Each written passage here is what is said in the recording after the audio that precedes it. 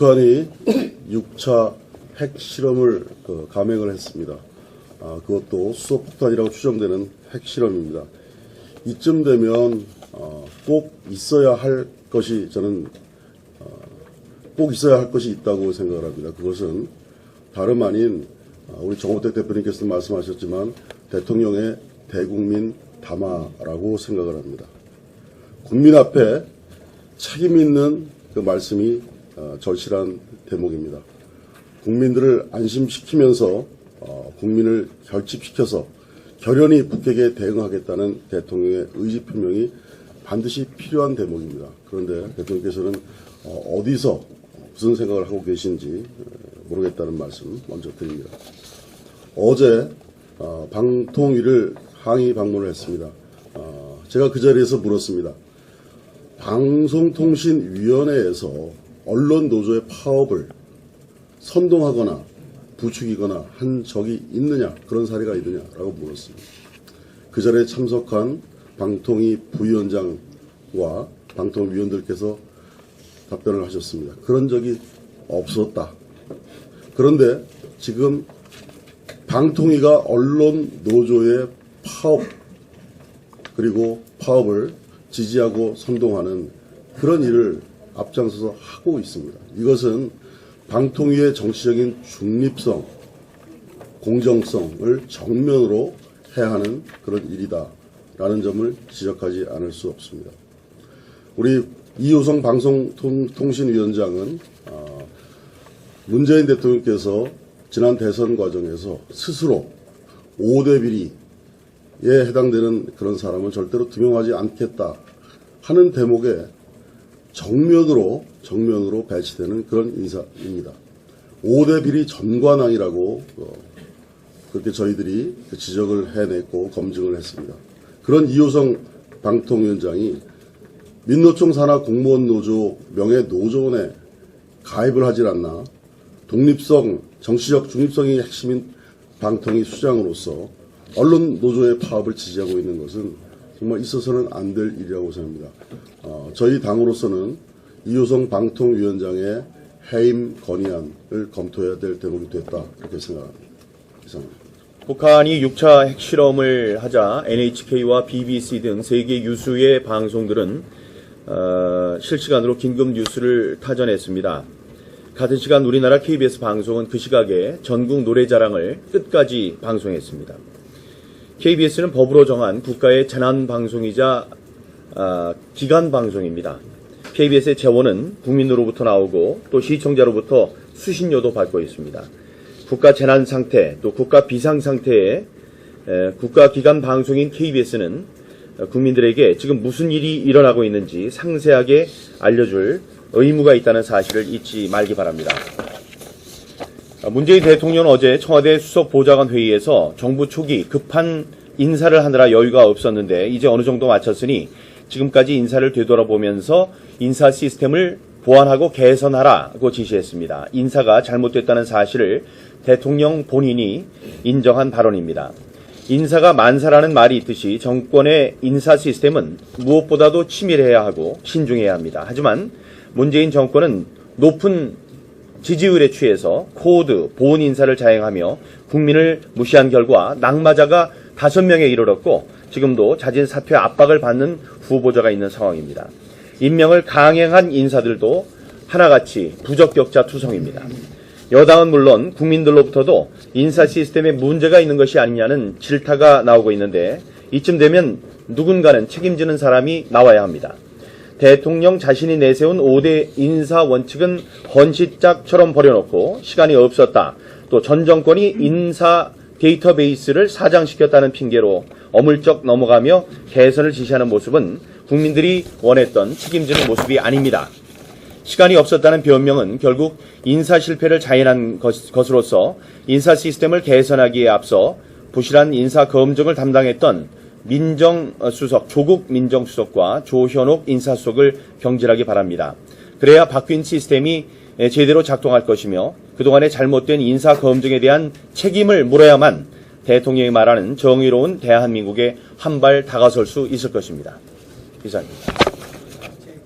연이어서 어제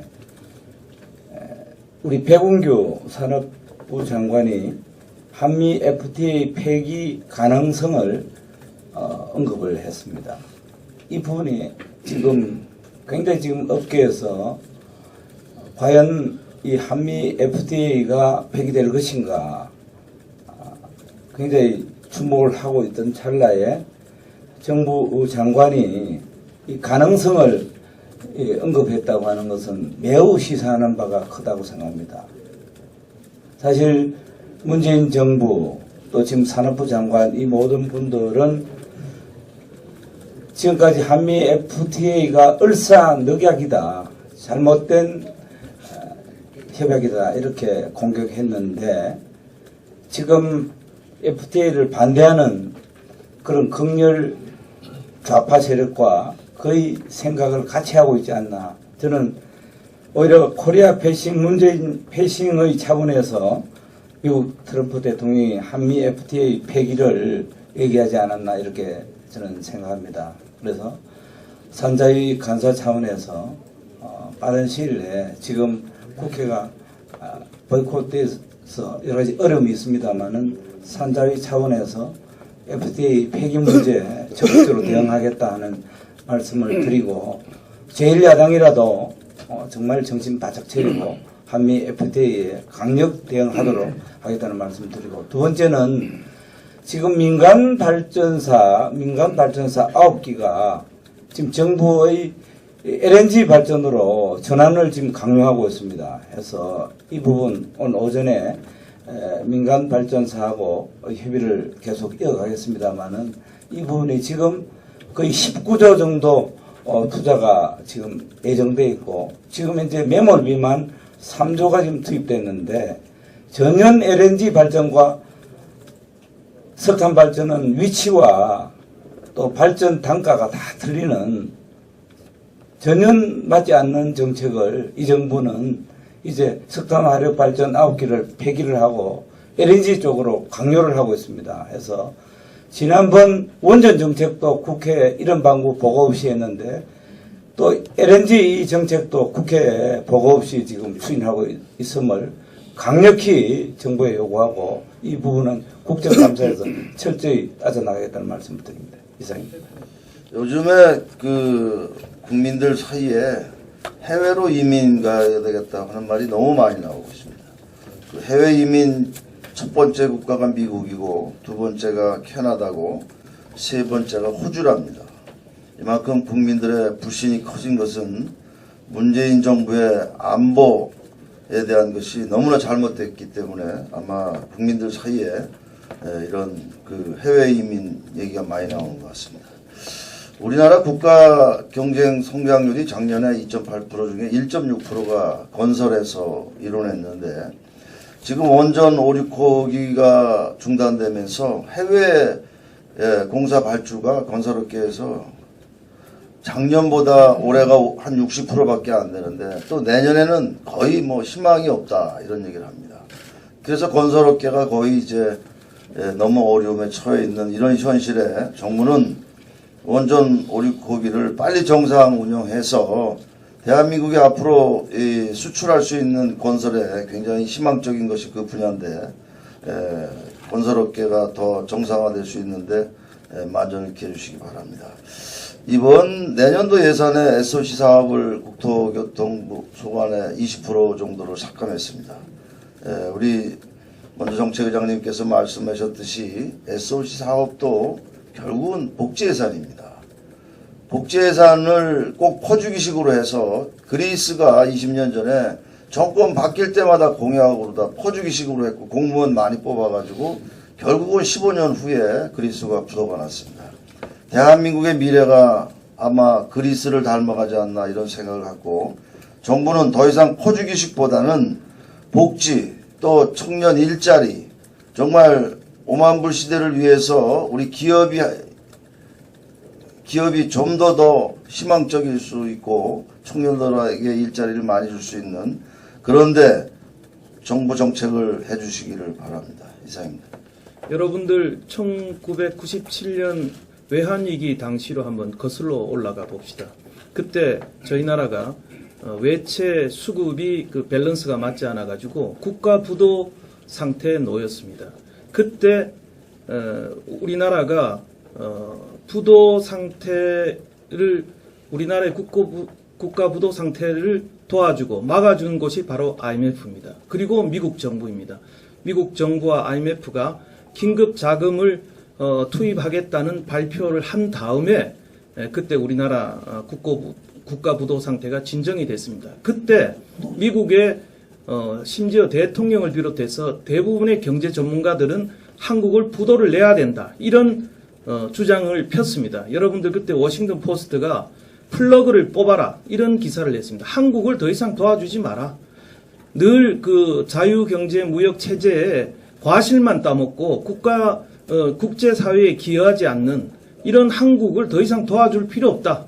이렇게 주장을 했습니다. 그때 도와준 우리 한국을 위해서 나서준 사람들이 바로 국방 안보 분야의 미국 그 관료 그리고 고위층 의회 인사들이었습니다.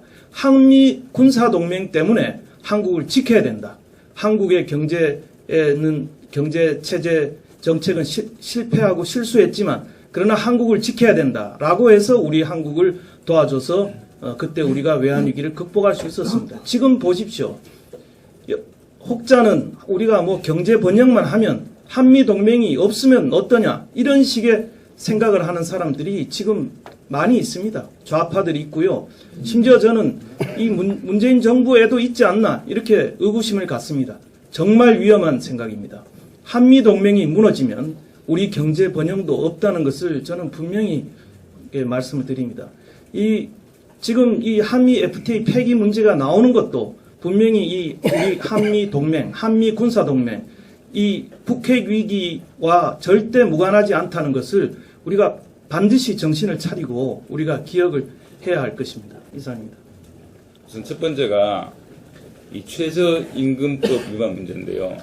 이 최저임금법 위반 문제의 그 기준은 그 월 243시간으로 오느냐 174시간으로 오느냐 이런 건데 그 사장을 불러서 조사해야 결정이 나는 문제가 아닙니다.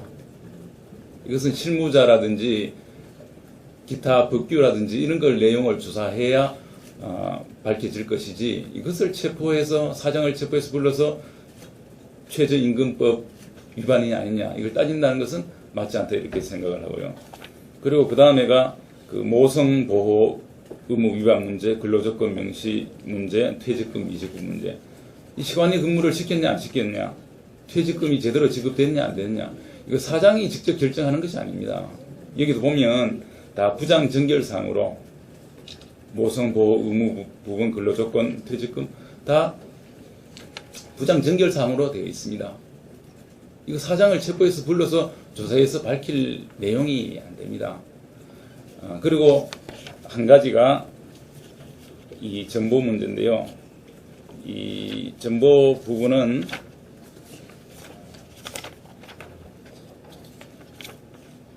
(2014년에) 설립된 신사업개발센터하고 뉴미디어 포맷 개발센터에 대한 이제 그 전보 문제인데 여기도 보면 이 전보 발령은 전보 대상자들이 속한 본부장들, 국장들이 협의하에 결정한 것이다. 자기는 구체적 인사에 관여하지 않았다. 이 부분도 그 본부장들, 국장들을 다 불러 조사해서 그 내용을 밝힐 부분이지 이거를 사정을 체포해서 밝힐 부분은 안 된다. 그리고 이렇게 서면 진술서를 냈을 뿐만 아니라 여기 보면 또 그렇게 있습니다. 서면 진술서에 빠져있는 부분이 있으면 우편으로 신문사항을 보내주시면 추가로 성실하게 답변을 하겠다. 또 그리고 이미 변호인 의견서를 통해서 의견을 이미 진술서를 제출하고 본인이 제출하고 또 앞으로 무슨 그 사항이든지 추가 질문이 있으면 상세하게 대한 답변을 하겠다고 하고 있습니다. 이런 내용을 가지고 사장을 체포하는 것은 말이 안 된다는 것이 제가 제 경험을 얘기하면 제가 그 중앙지검 1차장 때 MBC PD 수첩 사건을 수사를 했습니다.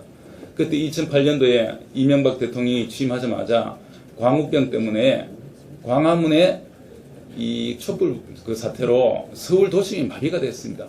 정말 몇 달 동안 서울 도심이 마비되는 그 사태에 있어서 저희들이 그 수사 결과 발표를 7월 29일 날 그 내용이 전부 허위다.